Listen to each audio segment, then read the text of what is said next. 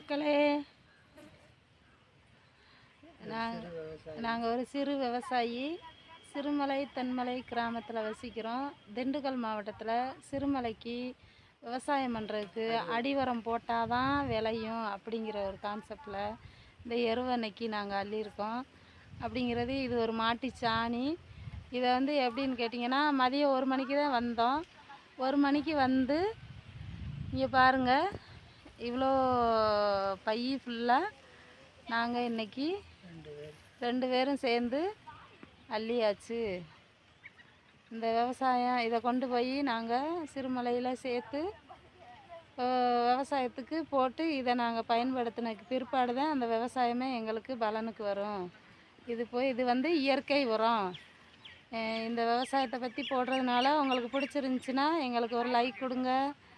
இந்த விவசாயக்காரவங்களுக்கு ஒரு கமெண்ட் பண்ணுங்கள். நன்றி, வணக்கம்.